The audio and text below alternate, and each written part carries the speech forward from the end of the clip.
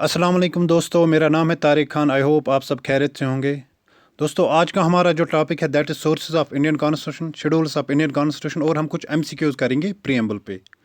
और इस टॉपिक को स्टार्ट करने से पहले मैं कुछ क्वेरीज लूँगा कि एक क्वेरी ये भी आई थी कि सर हमारा सिलेबस कंप्लीट होगा कि नहीं। इतने चैप्टर जो मैंने मेंशन किए हैं ये कैसे होंगे, टाइम कम है वगैरह वगैरह वगैरह। दोस्तों, आपने प्रीएम्बल पढ़ा, आपने फीचर्स ऑफ इंडियन कॉन्स्टिट्यूशन पढ़े, और आज के लेक्चर में हम इन 3 टॉपिक्स को कवर करेंगे, 2 टॉपिक्स को। और इस कोर्स में दोस्तों जो इंडियन पॉलिटी के लिए कोर्स है, इसमें दोस्तों 3 चैप्टर्स बहुत ही बड़े हैं और जहाँ से क्वेश्चन पुट अप होते ही होते हैं। एक है दोस्तों, मैं यहाँ आपको यहाँ पे बताऊँगा कि एक है फंडामेंटल राइट्स, ठीक। और इसमें हम क्या करेंगे, पहले हम इसके फीचर्स पढ़ेंगे, उसके बाद रिलेटेड आर्टिकल्स डिस्कस करेंगे, रिट्स पढ़ेंगे, और एंड में की पॉइंट्स डिस्कस करेंगे। उसके बाद है पार्लियामेंट दोस्तों,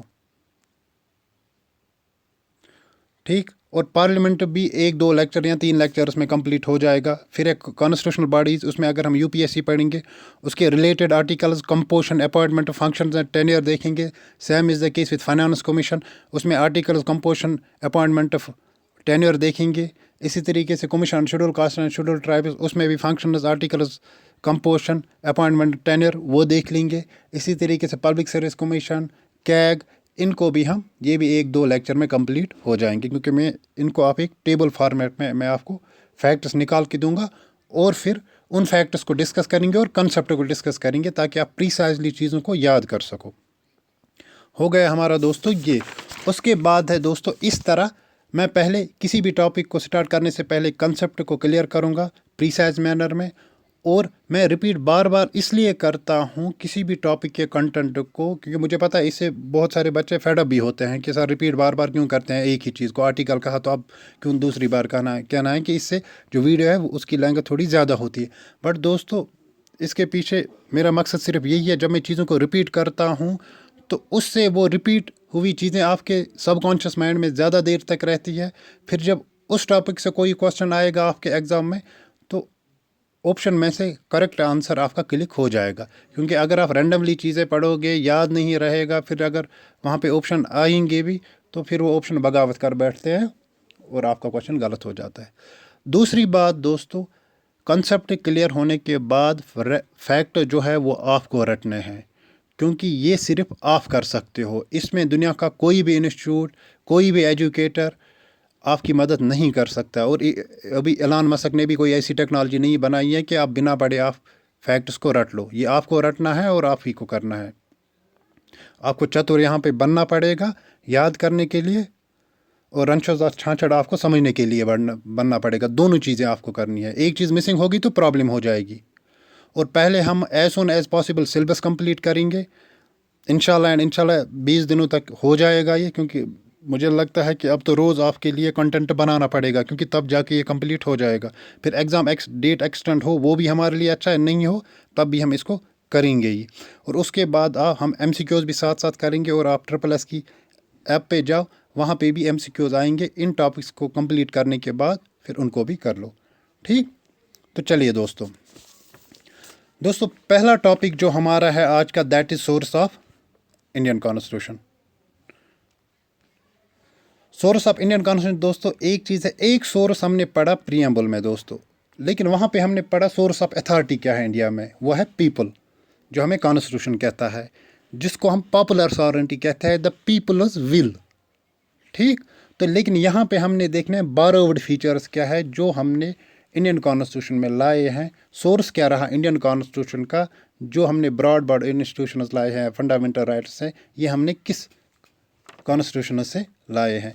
देखिए दोस्तों, एक ये भी कहा जाता है, एक जो हमने डिफरेंट सोर्सेज, डिफरेंट कॉन्स्टिट्यूशंस को कंसल्ट करके कॉन्स्टिट्यूएंट असेंबली ने वहाँ से चीज़ों को इंडियन कॉन्स्टिट्यूशन में मॉडिफाई करके ऐड किया, फिक्स किया। ये कॉपी पेस्ट वर्क नहीं थी कि किसी कॉन्स्टिट्यूशन को देख लिया और उसको डायरेक्टली ज़ेरॉक्स करके इंडियन कॉन्स्टिट्यूशन में डाल दिया। ऐसा कुछ भी नहीं था। ये हार्ड एंड रिग्योरस वर्क थी हमारे नोबल कॉन्स्टिट्यूशन मेकर्स की, जिन लोगों ने इतना सेक्युलर कॉन्स्टिट्यूशन बनाया, ठीक। तो ना ये कॉपी पेस्ट वर्क नहीं थी, बल्कि वहाँ से फॉर इंस्टेंस किसी भी कॉन्स्टिट्यूशन से अगर हमने कोई चीज़ उठाई, पहले उसकी ब्रेनस्टॉर्मिंग हो गई, सिलेक्टिव एडाप्टेशन होगी, मॉडिफिकेशन होगी, उसके बाद हमने इंडियन कॉन्स्टिट्यूशन में उसको ऐड किया।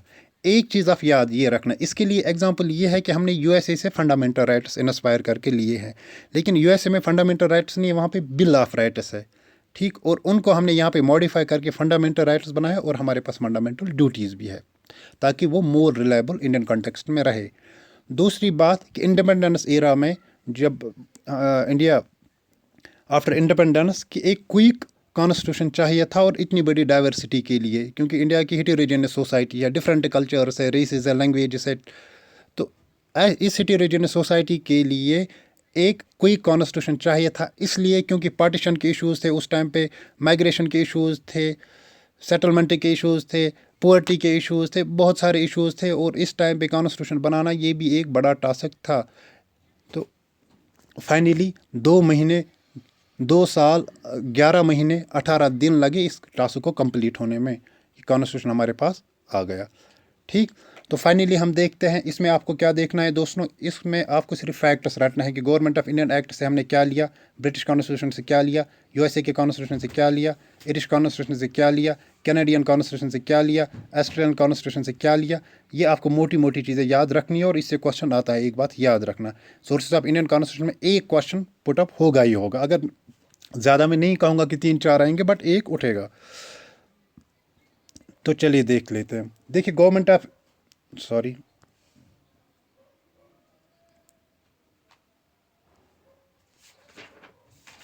देखिए गवर्नमेंट ऑफ इंडियन एक्ट से हमने federal scheme, office of governor, judiciary, public service commission, emergency provision, जिसको हमें डिटेल में पढ़ना है आगे, एडमिनिस्ट्रेटिव डिटेल्स बारो किए हैं, और ब्रिटिश कॉन्स्टिट्यूशन से parliamentary form of government, rule of law, ये हम फंडामेंटल राइट्स में पढ़ेंगे। फिलहाल आप याद रखो यहाँ पे कि रूल ऑफ लॉ हमने कहाँ से लिया है, that is British constitution. Legislative procedure, single citizenship, cabinet system, prerogative writs and parliamentary privileges, और बाई कैमरलिज्म हमने लिया है कहाँ से, ब्रिटिश से। दोस्तों ब्रिटिश कॉन्स्टिट्यूशन से हमने क्या किया है डिराइव, ये आप याद रखना ही रखना। उसके बाद है दोस्तों यूएसए से हमने क्या लिया है, फंडामेंटल राइट्स, ये तो ज़रूरी याद रखना है आपको। Independence of judiciary, judicial review, impeachment of president, removal of supreme court and high court जजेस and post of vice president, ये भी इंपॉर्टेंट है, यूएसए का भी याद रखना। इरिस से डीपीएसपीज आप डायरेक्टली याद रखना। और nomination of members of Rajya Sabha and method of election, ये इंपॉर्टेंट उतना नहीं है, बट डीपीएसपी हमने इरिस से लिया है, ये भी हम डिटेल में पढ़ेंगे जब हम direct principle of state policy पढ़ेंगे। फिलहाल आप याद यहाँ पे ये रखो कि direct principle of state policy we borrowed it from the constitution of Ireland, जिसको हम इरिश कहते हैं। चलिए जी, उसके बाद कैनेडियन कॉन्स्टिट्यूशन से फेडरल विथ स्ट्रॉन्ग सेंटर। देखिए जो भी सेंट्रलाइज्ड प्रोविजन है, सेंट्रलाइज्ड चीज़ें हैं ना, जो सेंट्रलाइज्ड टेंडेंसीज को सिग्निफाई करती है, वो हमने कैनेडियन कॉन्स्टिट्यूशन से ली। देखिए स्ट्रॉन्ग सेंटर कैनेडियन से, रेजिडरी पावर सेंटर को ये कैनेडियन से, अपॉइंटमेंट गवर्नर को सेंटर अपॉइंट करेगा, ये भी लिया है कैनेडियन से। Advisory jurisdiction of supreme court, ये वहाँ से लिया है। आप इसमें दोस्तों याद रखना, एक रखना रेजिडरी पावर्स कहाँ से लिया है, अपॉइंटमेंट ऑफ स्टेट गवर्नर, ये याद रखना, ये दो इंपॉर्टेंट है। उसके बाद है ऑस्ट्रेलियन कॉन्स्टिट्यूशन से कंकर्न लिस्ट, मोस्ट इंपॉर्टेंट, ये बात याद रखना, कंकर्न लिस्ट हमने कहाँ से लिया है, और जॉइंट सिटिंग, ये याद रखना। उसके बाद है जर्मनी से हमने क्या लिया, जिसको हम वीमर कॉन्स्टिट्यूशन बोलते हैं, that is suspension of fundamental rights during emergency, ये हमने वहाँ से लिया है। सोवियत यानी रशिया से हमने क्या लिया, फंडामेंटल ड्यूटीज़, ये बात याद रखना, और आइडिया ऑफ जस्ट जो हमारी प्रीएम्बल में है। फ्रेंच से हमने लिया है concept of liberty, equality and fraternity, जो प्रीएम्बल में है, यहाँ पे आप फ्रैटर्निटी से याद रखना फ्रेंच। उसके बाद साउथ अफ्रीकन कॉन्स्टिट्यूशन से procedure for amendment of constitution, जो हमारे पास प्रोसीजर है, ये हमने साउथ अफ्रीकन कॉन्स्टिट्यूशन से लिया है। और election of members of Rajya Sabha, और जापानीज से procedure established by law, procedure established by law and due process of law, ये दो कंसेप्ट है, ये हम अच्छे से पढ़ेंगे फंडामेंटल राइट्स में।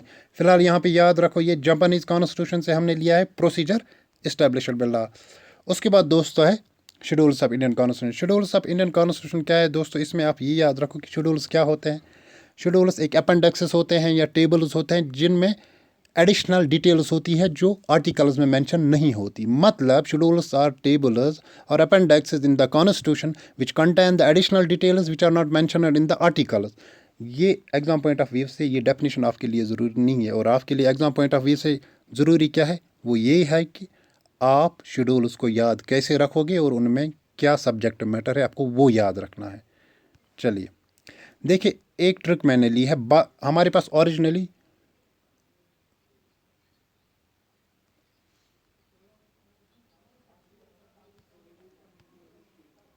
सॉरी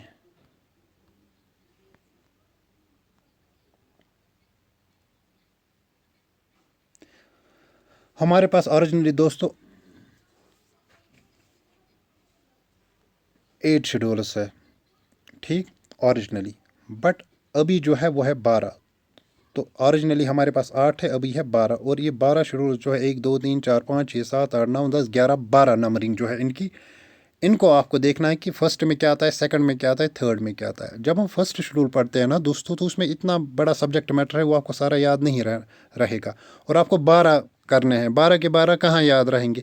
इसके लिए आप ट्रिक याद रखो, टीयर्स ऑफ ओल्ड पीएम। ये जो 12 अल्फ़ाबेट्स है, TEARSOFOLD PM, ये 12 अल्फ़ाबेट्स, हर एक अल्फ़ाबेट शेड्यूल को सिग्निफाई या सिंबलाइज करता है। ये आपके लिए ट्रिक है, ताकि at the end of the day आपको क्या है, इस शेड्यूल को या इस इंडियन कॉन्स्टिट्यूशन को पढ़ने का फ़ायदा तब है, जो आप अभी 30 मिनट दे रहे हो, इसको पढ़ने का फ़ायदा तब है जब आप कल वहाँ पे एग्ज़ाम में क्वेश्चन करके आओ।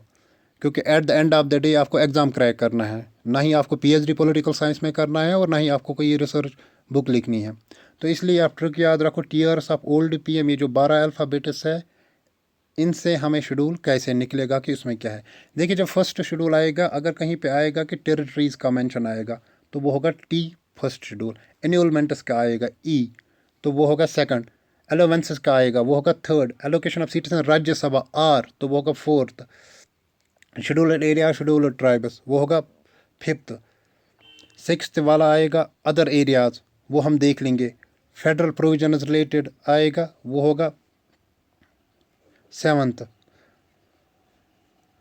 इसी तरह 8 9 10 11 12 और एंड पे हमारा म्यूनसिपलिटी, पंचायत राज और म्यूनसिपलिटी। चलिए पहले हम इसको देख लेते। देखिए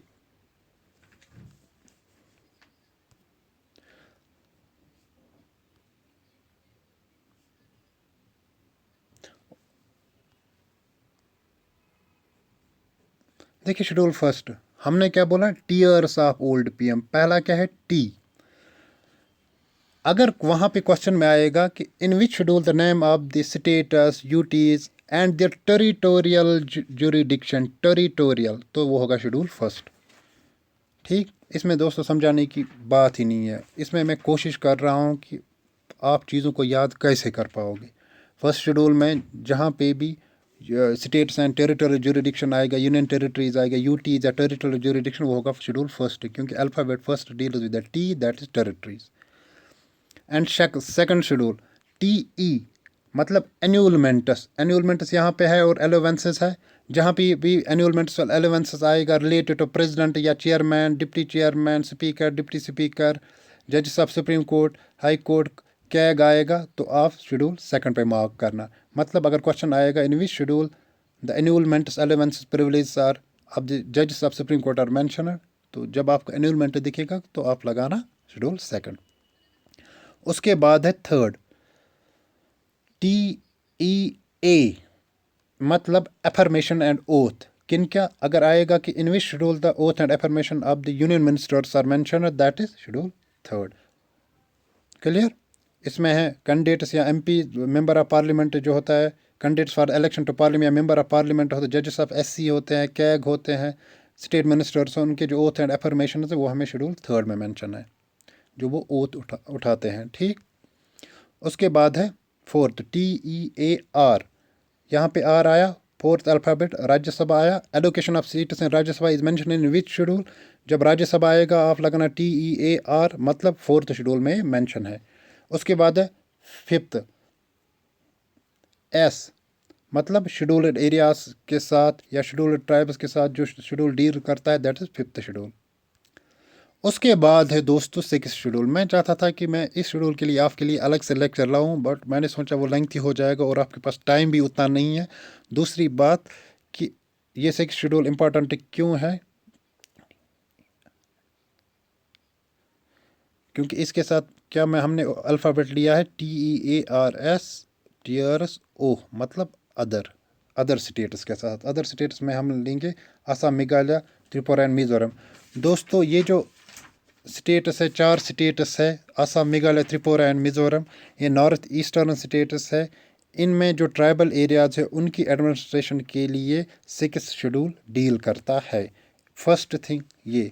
दूसरी बात, रिसेंटली लद्दाख में एक ओपिनियन जनरेट हो गया, वहाँ पे शट डाउन भी हो गया था और वहाँ के एमपी ने ये भी कहा कि हमें अब 6 शेड्यूल में इंक्लूड कर दो लद्दाख को। आपको पता है कि after the JNK state reorganisation act 2019 कि इरस्टवाल जम्मू एंड कश्मीर को 2 यूटीज़ में डिवाइड किया गया, that is UT of Jammu and Kashmir and UT of Ladakh.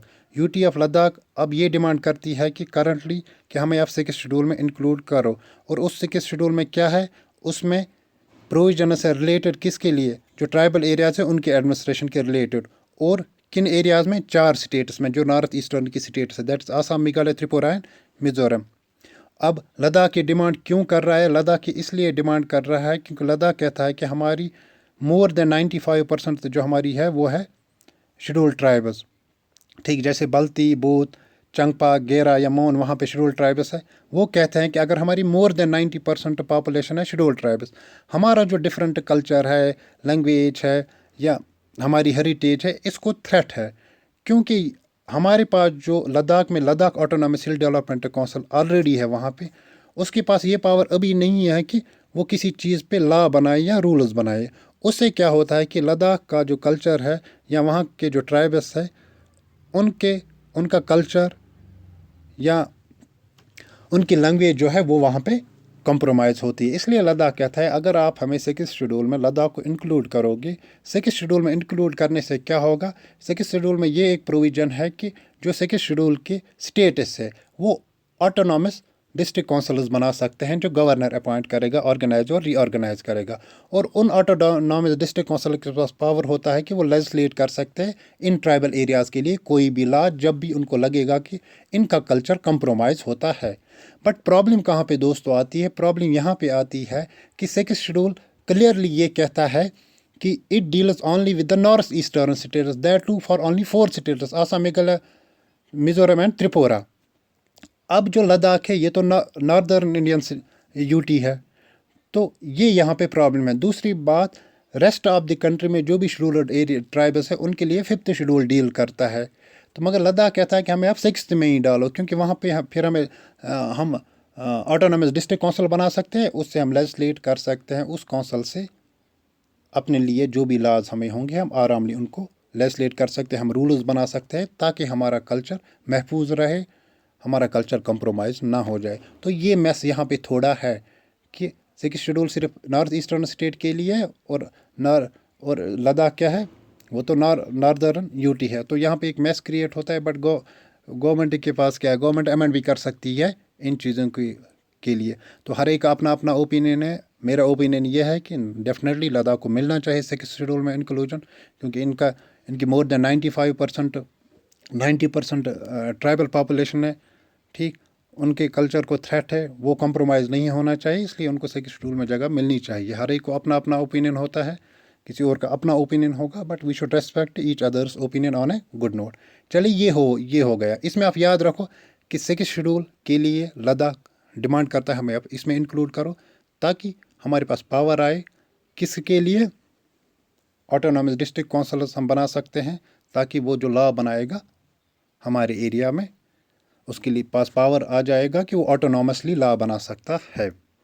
एक बात ये। दूसरी बात, हमारे पास Ladakh autonomous hill development council है, बट उनके पास पावर है ही नहीं कि वो कुछ लेजिस्लेट कर सके, कोई लॉ बनाए।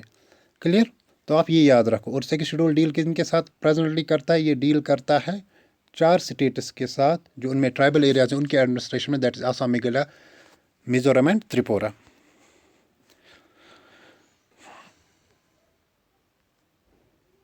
उसके बाद है दोस्तों 7th शेड्यूल।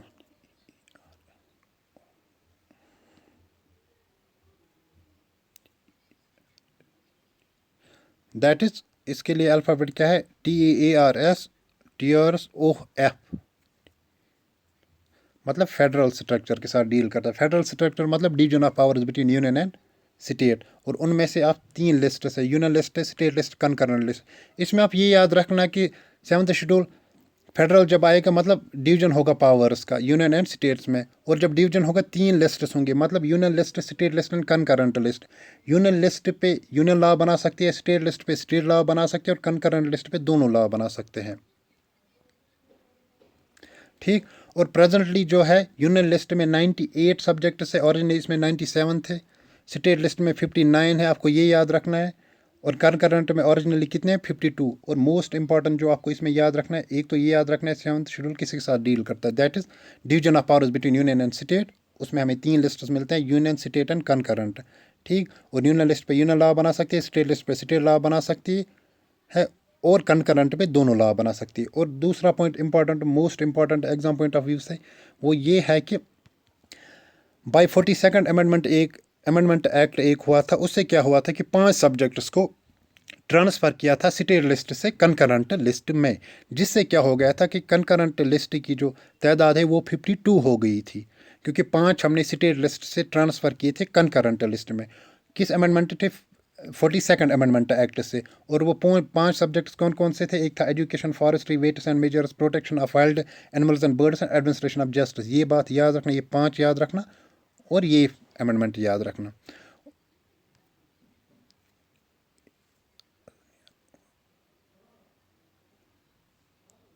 उसके बाद है हमारा दूसरा अल्फ़ाबेट TEARS, टीयर्स।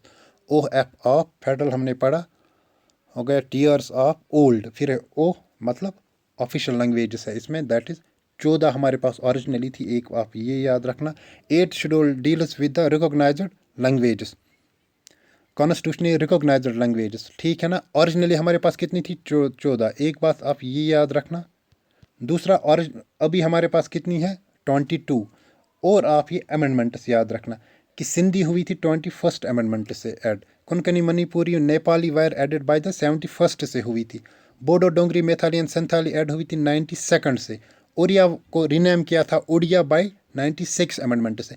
एक आप ये अमेंडमेंट की नंबरिंग याद रखना, डे ये ज़रूरी नहीं है डेट याद रखना 92, अगर रखो भी, अगर याद भी रखोगी तो वो अच्छा है, लेकिन मोस्ट इंपॉर्टेंट है प्राइमरी आपको याद रखना, क्या रखना है कि नंबरिंग जो है अमेंडमेंट्स की, जैसे सिंधी 21st से, और ये 71 से, 92 से बोडो, डोंगरी, मैथाली ऐड हुई थी, और उड़िया को रिनेम किया था 96 से। एक ये याद रखना है। और 8th शेड्यूल डील करता है ऑफिशियल लैंग्वेजेस के साथ।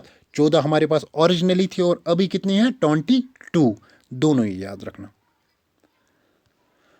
उसके बाद है 9th शेड्यूल L, जिसके लिए हमने रखा था याद, लैंड रिफॉर्म्स के साथ ही डील करता है दोस्तों।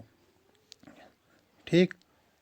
9th शेड्यूल डील किसके साथ करता है, एक आप इसमें याद रखना कि it deals with the land reforms, जिससे एबोल्यूशन ऑफ जिम्मेदारी सिस्टम हमने ख़त्म किया था।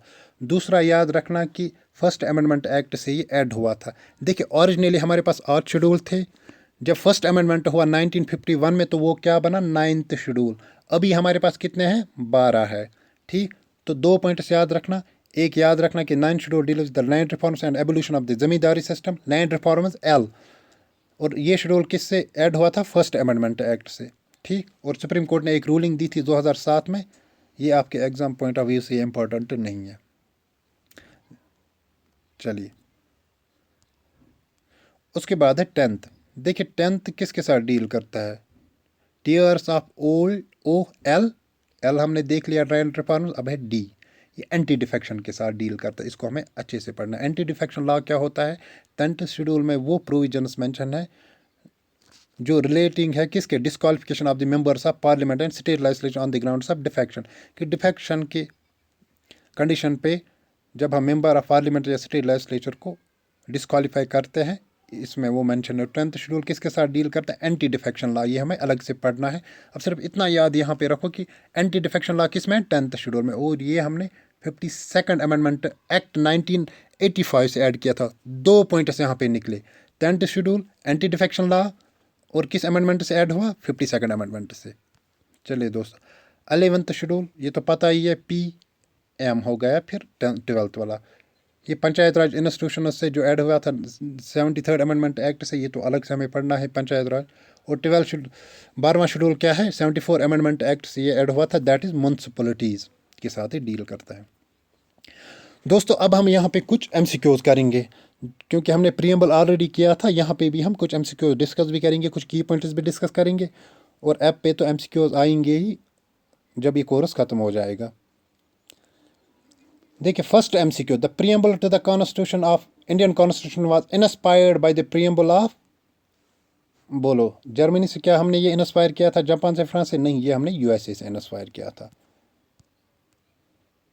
The preamble to the Indian Constitution was inspired by the preamble of Constitution of USA. The idea behind the preamble was laid down by Jawaharlal Nehru का जो objective resolution आया था वहाँ से हमने ये आइडिया लिया था। देखिए USA से हमने बारो किया प्रियम्बल या आइडिया लिया या इंस्पायर हुए, फिर यहाँ पे ऑब्जेक्टिव रेजोल्यूशन जवाहरलाल नेहरू ने बनाया इंडियन कॉन्टेक्स्ट में, और इस ऑब्जेक्टिव रेजोल्यूशन से जेनेसिस इंडियन कॉन्टेक्स्ट में जो जेनेसिस प्रियम्बल का बना वो बना ऑब्जेक्टिव रेजोल्यूशन। और ये ऑब्जेक्टिव रेजोल्यूशन क्या है ये मैंने ऑलरेडी डिस्कस किया है प्रियम्बल के चैप्टर में।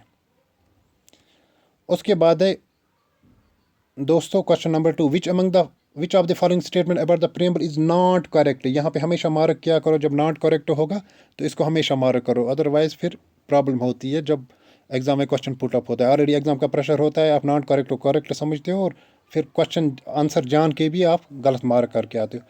The preamble to the Indian constitution based on the objective resolution, यहाँ तक ठीक है, ड्राफ्टेड बाय BR अम्बेडकर। नहीं, ऑब्जेक्टिव रेजोल्यूशन किसने दिया था? जवाहरलाल नेहरू ने, तो ये गलत हुआ यहाँ पे। It has been amended once, या जब हमने 3 वर्ड ऐड किए थे। The preamble states that the constitution derives its authority from the people of India, ये भी प्रियम्बल में मेंशन है। It stipulates the date of adoption on 26 November 1949 as the date of adoption of the constitution of India, ये भी वहाँ पे mention है। तो आंसर क्या रहेगा यहाँ पे? गलत कौन है? That is preamble to the Indian constitution based on objective resolution. यहाँ तक ठीक है, लेकिन ड्राफ्ट किसने किया था? जवाहरलाल नेहरू ने, और यहाँ पे BR अम्बेडकर है, ये यहाँ पे आंसर है। Preamble of Indian constitution based on objective resolution जो ड्राफ्ट किया था पंडित नेहरू ने। उसके बाद है question number 3, the term justice in the preamble of Indian constitution does not embrace which of the following. This is justice जो हमने प्रियम्बल में पढ़ा, जो मैंने डिस्कस भी किया है, वहाँ पे जस्टिस की 3 पैरामीटर्स है। कौन कौन? Socio economic and political, legal नहीं है। तो आंसर क्या आएगा यहाँ पे? लीगल नहीं है। The correct answer is legal, क्योंकि लीगल वहाँ पे मेंशन नहीं है। The term justice in the preamble of Indian Constitution does not embrace legal. The term justice in the preamble embraces 3 distinct forms, socio-economic and political है, legal नहीं है। चलिए दोस्तों, उसके बाद है which of the following is not a part of the preamble of Indian Constitution। देखिए socialism, secularism and democratic तो है, फेडरलिज्म वहाँ पे मेंशन नहीं है, सॉरी। देखिए सोशलिज्म तो है प्रियम्बल में, डेमोक्रेटिक भी है, सेक्युलरिज्म भी है, बट फेडरलिज्म नहीं है। की पॉइंट्स यहाँ पे है, the correct answer is federalism, क्योंकि ये federalism is not a part of preamble, ये प्रियम्बल में मेंशन नहीं है। बाकी सोशलिज्म, सेक्युलरिज्म एंड डेमोक्रेटिक है।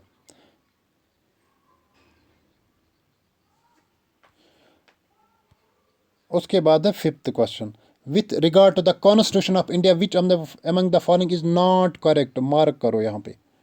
The word socialist and secular were not originally part of the constitution, बिल्कुल ये ओरिजिनली पार्ट ऑफ कॉन्स्टिट्यूशन नहीं थे। हमने एक अमेंडमेंट किया था प्रियम्बल में, उस अमेंडमेंट को रिकैप करो, याद करो उसको, क्योंकि चीज़ें इसी तरीके से जब आप चीज़ों को रिकैप करते हो ना तो चीज़ें अच्छे से फिर याद रहती है। एक अमेंडमेंट हमने किया था प्रियम्बल में, उसमें हमने सोशलिस्ट एंड सेक्युलर ऐड किया था। ओरिजिनली ये कॉन्स्टिट्यूशन ऑफ इंडिया के पार्ट नहीं थे, ये सही है। ओब्वियसली जो हमने अमेंडमेंट किया था 1976 में दोस्तों, तो उससे सोशलिस्ट एंड सेक्युलर हमने ऐड किया था। इसका मतलब ओरिजिनल कॉन्स्टिट्यूशन जो हमारे पास 1949 को अडॉप्ट हुआ उसमें तो ये 2 वर्ड्स नहीं थे, तो ये स्टेटमेंट तो सही है, ठीक। दूसरा, the preamble states the objectives of the constitution of India, definitely हमने ऑब्जेक्टिव्स पढ़े प्रियम्बल में, वो ऑब्जेक्टिव्स बताता है कॉन्स्टिट्यूशन ऑफ इंडिया के, सोर्स ऑफ अथॉरिटी बताता है, नेचर ऑफ इंडियन कॉन्स्टिट्यूशन बताता है, clear, and date of adoption बताता है कि इंडिया का कॉन्स्टिट्यूशन कब अडॉप्ट हुआ, दैट इज़ 26 नवंबर 1949। तो ये भी सही है।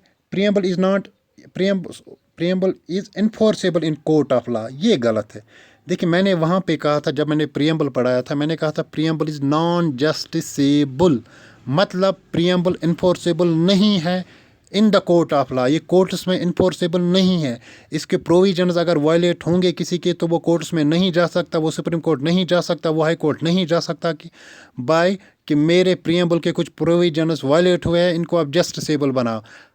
जैसे फंडामेंटल राइट्स जस्टिसेबल है, जब हम वो पढ़ेंगे वहाँ पे हम पढ़ेंगे कि फंडामेंटल राइट्स जस्टिसेबल है। अगर आपका कोई प्रोविजन, आपका कोई राइट वायलेट होता है, आप डायरेक्टली सुप्रीम कोर्ट या हाई कोर्ट जा सकते हो अपने राइट्स को जस्टिसेबल बनाने के लिए।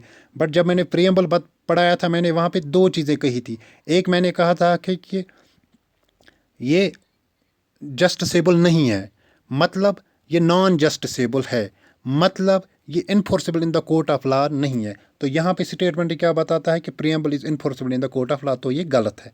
ए republic refers to the people as the source of all authority under the constitution, ये सही है, क्योंकि रिपब्लिक का मतलब ये होता है कि people of authority source of authority है, ठीक। और हम फिक्स्ड टर्म के लिए अपने प्रेसिडेंट को चुनते हैं जो हेड ऑफ द स्टेट है, ये उसको भी सिंबलाइज करता है। तो आंसर क्या रहेगा? थर्ड ऑप्शन, ये गलत है। यहाँ पे हमें नॉट करेक्ट ही बताना है, तो थर्ड इज रॉन्ग। चलिए, उसके बाद है question number 6, which among the following is not revealed by the preamble of Indian constitution. Preamble of Indian constitution में से इन चार ऑप्शन में से प्रीएम्बल ने किस चीज़ पे बात नहीं की है, नॉट रिवील्ड है, ठीक है ना। इन चार ऑप्शंस में से प्रीएम्बल ने किस चीज़ पे बात नहीं की है? देखिए, date of adoption of constitution है 26 नवंबर 1949, ये तो है। नेचर ऑफ इंडियन स्टेट है, that is socialist, secular, democratic and republic, ये भी हमने पढ़ा, ये भी है। डेट ऑफ इन्फोर्समेंट है, नहीं है। Date of enforcement of Indian constitution है 26 जनवरी 1950 को, और एडॉप्टेशन है 26 नवंबर 1949 को। एडॉप्टेशन का डेट है बट इनफोर्स का डेट नहीं है, ये है नॉट करेक्ट, क्योंकि हमें नॉट करेक्ट बताना है। तो ये आंसर इसका रहेगा। सोर्स ऑफ अथॉरिटी तो है पीपल मेंशन वहाँ पे, तो आंसर इसका आएगा 3। देख लीजिए आप इसको। The correct answer is option 3, that is date of enforcement of constitution, ठीक। और date of enforcement of constitution, oh sorry, date of enforcement of constitution 26 January 1950 does not form part of Indian constitution. दोस्तों, आज के लिए इतना ही। जब हम next lecture लाएंगे तब तक के लिए अपना ख्याल रखो, ध्यान रखो। Take care, stay blessed.